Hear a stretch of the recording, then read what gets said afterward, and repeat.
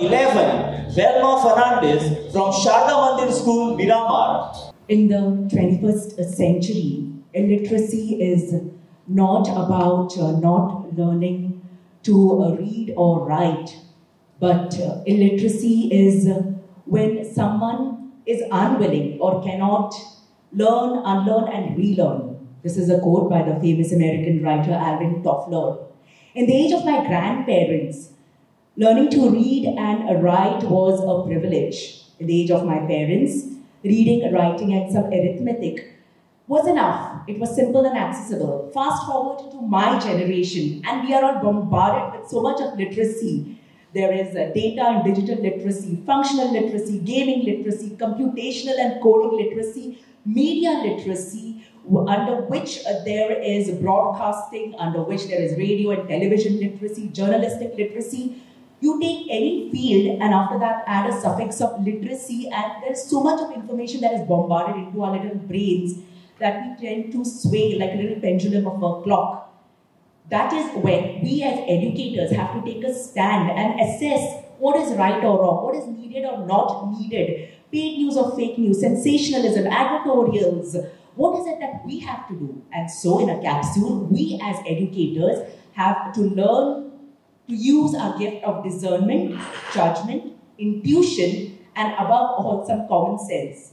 Once we do this, then only can we go ahead and impart these values of critical thinking to the future generation.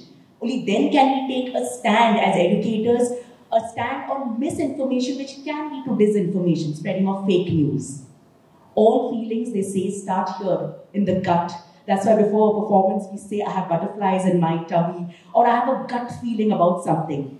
As educators, let us use this gut feeling and our inner voice, our conscience, to remind ourselves constantly that we are preparing the future pillars of our nation and our society, our youngsters, our youth, our future children. And when we are confident and sure of this, only then can we impart those critical thinking skills, for which we need to be humble enough and tell them that, look, I don't have the answers to everything, but as an educator, I can impart you and equip you with those skills of questioning, empowering you, that sense of wonder. When a child can ask you, I wonder why did this happen, or I wonder why did that happen. If we as educators can teach those critical thinking skills and the sense of wonder, questioning, decision-making, incorporating everybody else's thoughts and ideas into their judgment, then we have done a little bit. To conclude, I would like to quote one of Goa's finest critical thinkers and writers, the Gyanpith awardee, Shri Damodar Mauzo, who says, when I am inspired, nothing can stop me. Let us as educators in this age of media literacy and information overload, let us inspire our future generation and our children to critically analyze, think, and then take a judgment in every sphere of their life. Thank you. Kushnaz Khan from Vidya Vihar High School. Teach the children what to think and you limit them to your ideas. Teach the children how to think and you get the unlimited ideas, says Sandra Parks. Honorable judges, respected members of the jury, esteemed guests, and all the teachers who have assembled here today, I feel privileged to stand before you and express my views on the topic, teaching critical thinking and media literacy in the age of information overload.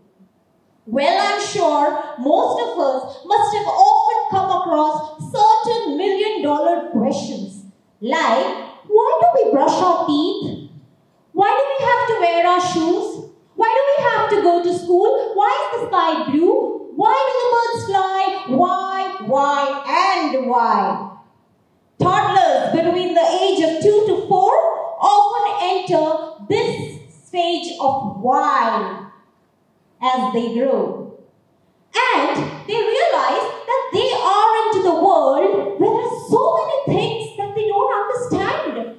And this leads to the sense of curiosity in them towards every single thought that crosses their mind. Ladies and gentlemen, don't you think these little children are taking a step towards something called critical thinking? Don't we know these wide questions that are pouring out of the child's raw minds are simply from their own minds and not being taken from any of the world-class books? And we shall also admit to the fact that as the years cross, these children, as they grow up, they tend to lose the sense of curiosity within them and have already turned to the dead logs of wood sitting right in front of our eyes on those wooden benches. And it's then when we need to question ourselves, why? What went wrong? Let me just analyze this by taking one of those questions, like why do we brush our teeth? And imagine the response given to the child is, because I said so. Or why do we have to wear the shoes? Because we all wear it. These typical responses are responsible enough to cut the child's flow of thoughts and simply kill his thinking capacity. How about instead giving a solution to the child by posing a question in return to the child, saying, what do you think may possibly happen if we do not brush our teeth? How about asking the child in return, what do you think will be the impact on our feet if we do not wear our shoes and just walk everywhere on those muddy, stony roads? And that's when the child may be provoked to think further. Education is not merely learning of facts, but it is training of the mind to think, said by Albert Einstein. Therefore, critical thinkers are able to gather the information, analyze, compare, and contrast, and reach out to the best possible approach by weighing the best possible outcomes. Also, receiving a single piece of news and immediately forwarding to a friend has become a trend. That's when media literacy is also the need of the hour. And it's we, the teachers, who need to enable the child to critically analyze every possible story presented by the mass media, think over it, and determine its credibility and accuracy.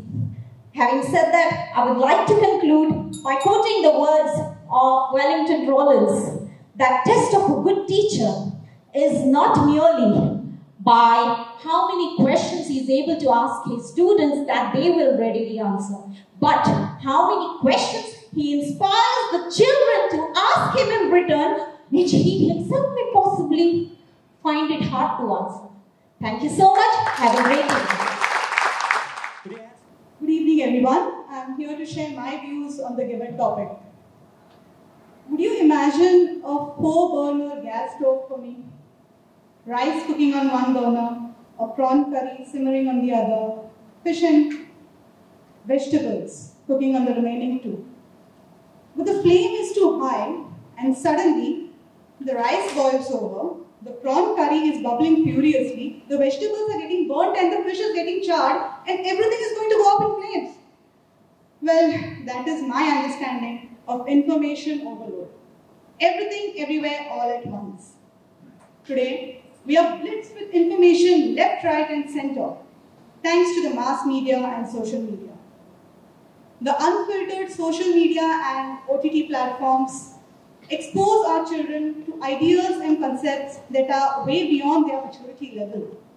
They are flooded with messages and stories and reels, and very often they forward it without checking the credibility. Such intoxication can lead to mental fatigue and diminished attention spans. Most of the times, our students cannot even process the humongous amount of information that is thrown at them. This is when critical thinking and media literacy come to play. Critical thinking is effective analysis of information before framing a judgment. And media literacy is critically analyzing the stories that are presented to us in the mass media. When you come across something like this, you pick up on the key terms. The key terms here are analysis of information. In order to do this, we need to sift, resist, and restrict the incoming traffic of information. You do not need another YouTube video explaining something that you've already learned. If you're researching on any topic, stick to specific sources of information. And like Nicholas Carr says, skim the surface like a jet skier. Do not dive in like a scuba diver. Encourage students to restrict and regulate their screen time. Mute those unnecessary WhatsApp groups. Turn off those notifications. Make use of the take a break feature, which is always there in most of the social media apps. Once the redundant data is already taken care of, we can focus on analyzing the relevant information. Like I always tell my students, pay your obeisance to Google Guru before you post anything online. Instead of sharing that rest in peace status about some celebrity, Google them. Stop, cross-check and verify any message before impulsively forwarding it. No, the UNESCO is not ranking the national anthems of countries over the world. Remember, what you consider as the gospel truth might be pure online gossip. Lastly, turn the poison into antidote. When you come across any information on social media, check it on some search engine. You will always find what is fake and what's real. Coming back to our kitchen analogy, don't start all the dishes together. Regulate that flame. And if it gets overwhelming, remember, you can always switch it off for a while. Let me conclude with a poem. You can be online for a while, it's fine. But before believing and sharing, be wise. Always cross-check, analyze, and verify. Thank you everyone for your patient listening. Have a wonderful evening ahead. Alexa, can you help me to write an essay on nature? Alexa, how do I make a science project on vermicompost? Yes, you heard me right. This is the new normal, isn't it? Today we live and learn in a technology-driven environment where each and every decision is influenced by the media. Moreover, the advances in the mobile technology has allowed people to do almost everything that one can do with a computer. Now, if I had to rephrase this, I would have rather put it like this. We live in a media-saturated environment where information abounds, but the wisdom seems to be lacking. Now the question arises, do we really need to teach media literacy to our children in an already jam-packed curriculum? A very good evening to the panel of judges, my fellow contestants and everyone gathered over here. I am Pooja Nagwekar, working as a special educator for the past 15 years. In this contemporary world, our youth and children are highly influenced by the media. Plus, there is so much of content on the media with the rise of popular mass communication tools such as Facebook and social media. There is unprecedented amount of information available to us at the click of just one button. Now, while this can be very empowering, fostering conditions for global capitalization and cultural globalization, but at the same time, it has raised doubt over the quality of the information, the reliability of the information, and the intended target audience. With so much of unfiltered content posted on these media groups, it has become a difficult task for our young learners to segregate a productive, genuine information from such a vast pool of data. There is no doubt that media literacy and critical thinking goes hand in hand. While media literacy provides a framework for analyzing, interpreting the information, critical thinking allows an individual to analyze, interpret, and evaluate this information which is presented by the media channels. Due to digitalization, backed by the consumer rising demands, and with the advent of AI-generated content, the parents and the caregivers have got an arduous task of monitoring their children, making them more mindful of their responses, thus making them less vulnerable to misinformation and fallacies. As a teacher, my biggest concern is, how do I reinforce my children to think systematically, considering all the perspectives? Yes, there is no doubt that media literacy needs practice and engagement. But at the same time, I can teach my children to approach a media information with the three important criteria. First, who is the creator of the content? Second, what is the purpose of this content? Third, who is the intended target audience? Making them aware of such media information can not only help them to develop a positive critical skill, but also inculcate an eagerness for reliable information. Our children will be able to identify manipulations done by the content creator, as well as making them develop a more robust and nuanced understanding of the world, which remains one of the most important criteria for avoiding online frauds and scams. Lastly, I would like to conclude by saying, if we want to make our children more engaged, informed citizens, as well as a responsible producer of own media, then they should remember and follow the 4 important mantras of critical thinking: identify, clarify, testify, and rectify. Thank you. Ashley Fernandez from My Tosh Poprish High School, Louvain. Am I audible? Yes. Well, these were the 3 famous words we all started our online classes with. The online classes had one motive, and that was learning together even when we were apart. Judges, teachers, contestants, and everyone present here, good evening to you. With the advent of online classes, we had seen so many PDF files, Word files, links to sites, and videos being shared with all our students. Whatever the teachers found was good for students was kept right there in the WhatsApp group.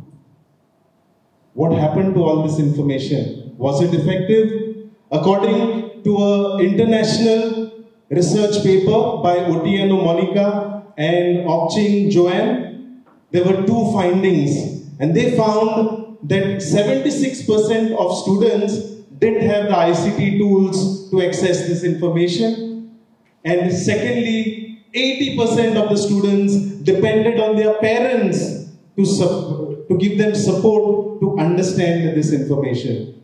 So what did we create? We created a huge pool of information wherein it was not used to what it had to be used for. And the bigger challenge was, now our students had devices with them, so they could access whatever information they wanted. How do we bring back our students to thinking critically in class and avoid using these devices to get information from other sources was the challenge. Here are my 3 suggestions I would like to give. The first one being listen and empathize. There are many times where we feel we are experts. I'm a maths teacher, I know all about maths, but my students like science. Hang on, don't force them. Listen to them, empathize. This student who doesn't even like your subject someday might say, let me do well in this subject because this sir once empathized with me. Second being, gather specific information. Many of our students come with so many questions to us. Help these students to break these problems down into smaller problems. Solve these problems, give the solution to the students, and let them learn this technique of breaking the problem down to smaller parts. And third, being evaluate a student with respect. We are teachers, we sometimes laugh at what students write on the answer sheets because we have an answer key with us. But it is important to find out what was the process that made that student write that answer in the first place. And out of which there will be so many nice processes coming out from many silly answers as well. What I would like to state here is, if these suggestions are taken to class and followed in class, I am sure our students will be back to thinking critically and will not wander about with their devices to other sources in finding information. When in the past we had challenges, we always looked up to our teachers. And again, when we have this challenge, I am sure all of us will be looking up to teachers, and the teachers have this one quality. Always, teachers have been like the candle that consumes itself and lights up the path for its students. Thank you very much. Put your hands together for contestant number 15.